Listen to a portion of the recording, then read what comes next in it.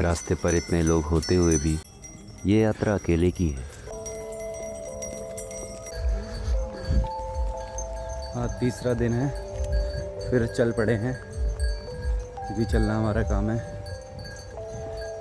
हर रोज़ 40 kilometre चलने के बाद सुबह 5 बजे से निकलते हैं, शाम को 7-8 के करीब पहुंचते हैं। पूरे शरीर में दर्द रहता है, पाँव तो एकदम दर्द से भरे रहते हैं और हर रात यही सोचा जाता है कि कल सुबह कैसे चला जाएगा, लेकिन फिर भी हर नई सुबह वो शक्ति मिलती है और हम फिर चल उठते हैं।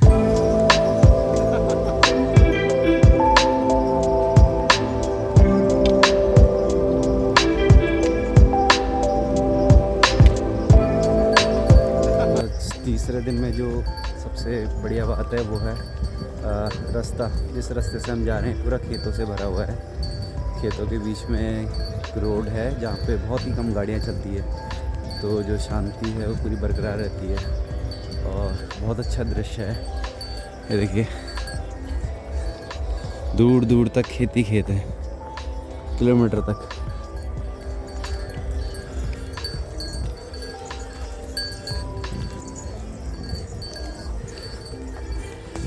ऐसे शांति भरे रास्तों से गुजरना मज़ा है।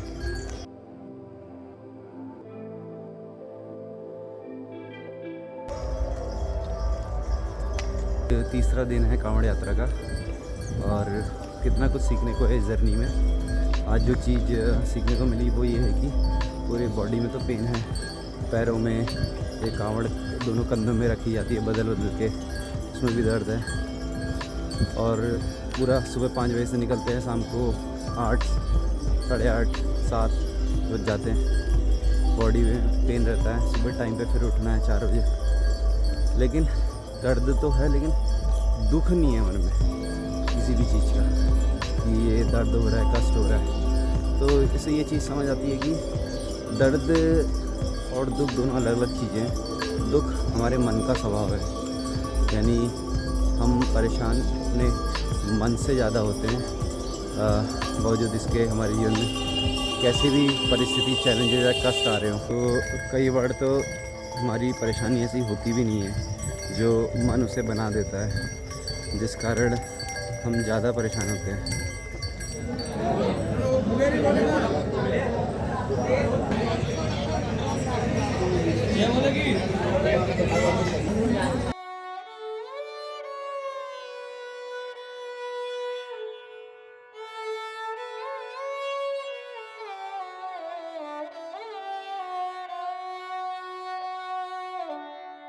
भारत की 63% जनसंख्या इन्हीं ग्रामीण क्षेत्रों से है।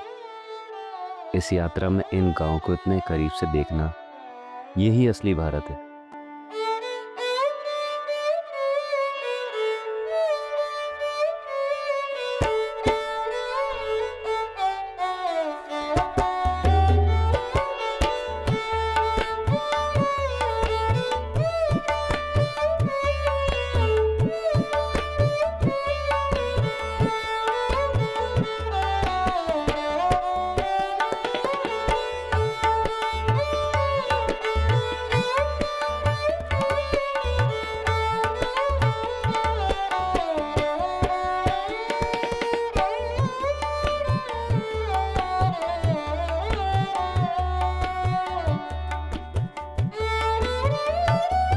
ये गांव कम सुविधा और संसाधन के कारण पिछड़े तो कहलाते हैं, लेकिन यहाँ की शांति और प्रकृति के निकट होने की शायद यही कीमत है।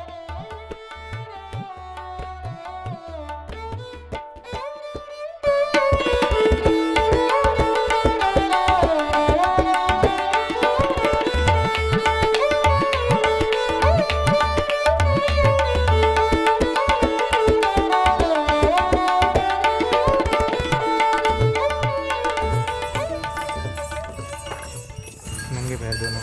अच्छा, और अब ये तीसरा है कांवड़ यात्रा महाशिवरात्रि। अंशु बोले इतनी हिम्मत कहाँ से लाते हो पहले साल में ही नंगे पाँव? हिम्मत तो आ ही जाती है। मैं मतलब हर शिव के जो बड़े बड़े धाम होते हैं नंगे पैर ही करता हूँ स्टार्टिंग में। और एक मोटो मेरा यहाँ आने का ये भी है कि जैसे मैं यात्रा कर रहा हूँ नंगे पैर, चाहे जूतों में भी पहनूँ या कुछ भी करूँ, यात्रा स्टार्ट हो गई है तो इसे ख़त्म करनी है, मतलब हारना नहीं है। और अगर मैंने कर ली तो मतलब लाइफ में कुछ भी कर सकते हैं, एक डिसिप्लिन आ जाएगा। और शिव के कौन कौन से धाम में हुआ है जाना बिना खड़ा होके? छोटा क्लास शिवरात्रि के दिन और केदारनाथ धाम।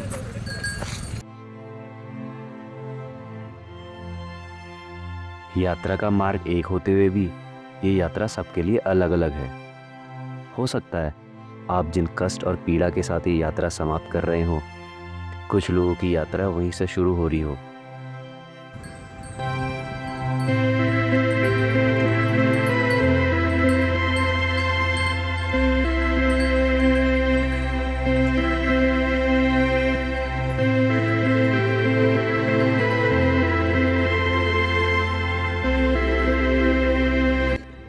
यात्रा शायद दूर से देखने में कुछ लोगों को आसान लग सकती हो, लेकिन ये है नहीं।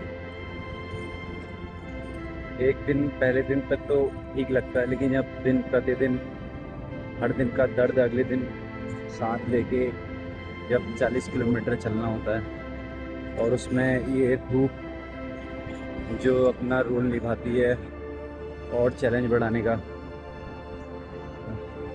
ये मुश्किल है, काफ़ी मुश्किल है। लेकिन इसमें लर्निंग बहुत छुपी है इन सब दिक्कतों में, इन सब पीड़ाओं में। तो वो सब सीखने के लिए और उन सबको गहराई से अनुभव करने के लिए तो इस पीड़ा से गुजरना ही पड़ेगा। सेम जीवन में भी ऐसी ही है, कुछ चैलेंजेस जो होते हैं वो निखारने आते हैं, वो बहुत मुश्किल होते हैं जीवन में, उनको फेस भी करना बहुत मुश्किल होता है, लेकिन वो कुछ ना कुछ संकेत, कुछ ना कुछ आपको सिखाने आए होते हैं, ताकि जब तक वो बात आप गहराई से आपके रोम रोम तक ना बैठ जाए, तब तक आपको उस पीड़ा से गुजरना पड़ेगा। और जब एक बार आप वो चीज़ समझ लेते हैं तो फिर आपको उस चीज़ को दोबारा फेस नहीं करना पड़ता है। तो यही है पीड़ा से गुजरने का सबसे बड़ा जो फ़ायदा हम उठा सकते हैं, कि उस पीड़ा से सीखें कि उसमें से क्या ऐसी चीज़ है जो हमें सिखाना चाह रही है, क्या ऐसी चीज़ है जो हमें निखारना चाह रही है और एक तल पे और ऊंचा उठाना चाह रही है, हमारा जो चेतना का स्तर है वो और बढ़ाना चाह रही है। तो हमें इन सब चीज़ों को देखते रहना चाहिए।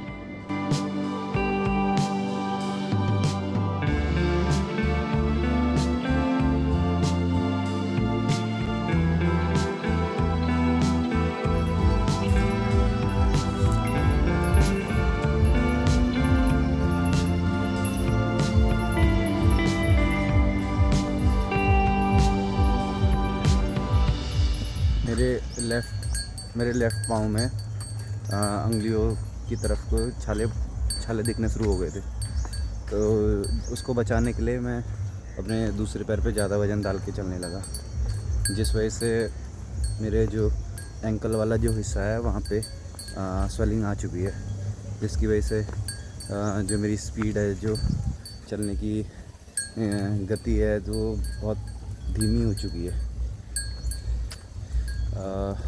जो नंगे पैर चल रहे हैं वो और भी धीमा चल रहे हैं। कुछ लोग हैं जो ठीक ठाक लय पकड़े हुए हैं। तो इसमें फ़िटनेस का भी बहुत रोल है। सबकी फ़िटनेस अलग अलग है। तो अगर आपकी फ़िटनेस अच्छी है तो शायद आपको कम पेन हो सकता है इस जर्नी में।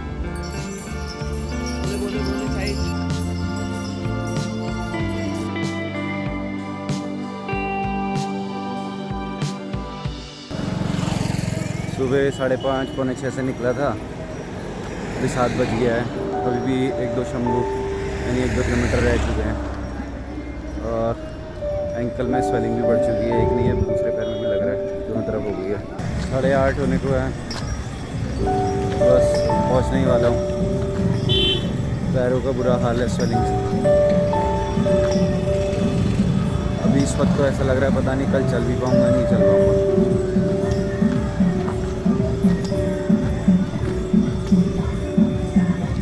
ये आज का स्टॉप ये है, आज यहीं रुकने की व्यवस्था है।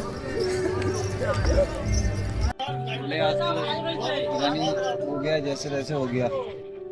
आज की सिचुएशन के बाद ये है, एंकल पूरा सूजा हुआ है यहाँ से। दूसरे वाले का भी यही हाल है।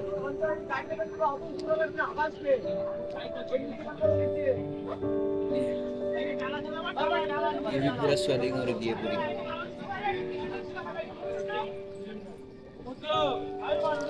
तो भोले, आपको क्या लगता है कि कल का दिन आपका कैसा रहेगा? मॉर्निंग आपने क्या सोचा हुआ है? अभी की स्थिति ऐसी है तो पता नहीं एक कदम भी चल पाऊंगा नहीं चल पाऊंगा वाली स्थिति है। और हर दिन पिछले के जितने दिन है उसका दर्द साथ लेके चलना हो रहा है, तो एक नई चीज़ जुड़ते जा रही है पैरों के साथ। तो जब आपके कंधे पे कांवर है तो उस समय का बताइए कि अगर आपके कंधे पे कांवर नहीं होती, आपको लगता है कि आप इतना चल पाते? नहीं, ये इतने लोग चल रहे हैं, एक शक्ति है जो अंदर से चलवा रही है, तभी हो पा रहा है। वरना हम हमारी आम जिंदगी में कहाँ शायद 10 किलोमीटर 5 किलोमीटर भी कदम में चलते हैं, 2 किलोमीटर 3 किलोमीटर भी नहीं चलते हैं। और यहाँ आप कितना चल रहे हैं? 40 किलोमीटर पर डे। सुबह अंधेरे में निकल जा रहे हैं, अभी अंधेरे में पहुँच रहे हैं। और कुछ साथ वाले आए नहीं हैं, वो 11 बजे तक, शायद आज 12 भी बज सकते हैं। चलिए, महादेव ने आपको यहाँ तक बुलाया है, यहाँ तक पहुँचा दिया है, तो आशा करते हैं कि आपको घर तक भी पहुँचाएंगे। महादेव ही जानते हैं।